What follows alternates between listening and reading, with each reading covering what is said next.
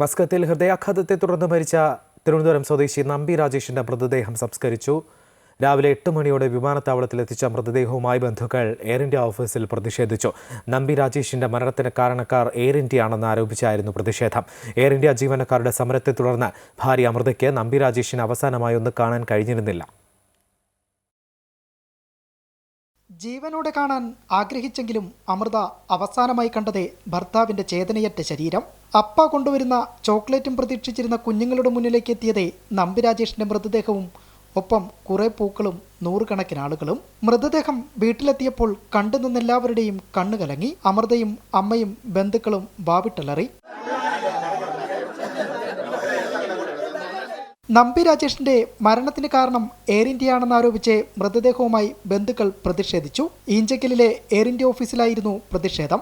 Police എത്തി നടത്തിയ ചർച്ചയ്ക്കൊടുവിൽ air ഇന്ത്യയുടെ ഉന്നത ഉദ്യോഗസ്ഥരുമായി സംസാരിക്കാൻ അവസരമൊരുക്കാമെന്നുറപ്പിൽ ബന്ധുക്കൾ പിന്നീട് പ്രതിഷേധം അവസാനിപ്പിച്ചു. അവരുടെ ഫ്ലൈറ്റ് ഓപ്പറേഷൻസ് ഹെഡുമായിട്ട് സംസാരിക്കാമെന്നും ഇവരുടെ ഡെഡ് ബോഡിയുടെ ചടങ്ങുകൾ കഴിഞ്ഞ ശേഷം ഇവരുമായിട്ട് നേരിട്ട് അവിടെ പോയി ചെല്ലാനുള്ള ഒരു സംവിധാനം ഉണ്ടാക്കി കൊടുക്കാമെന്നും പറഞ്ഞിട്ടുണ്ട്.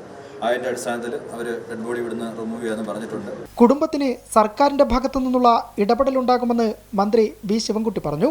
അവരെ യാത്രാ സൗകര്യം ഒരുക്കി കൊടുക്കേണ്ട ഉത്തരവാദിത്വം അവർക്കുള്ളതാണ്.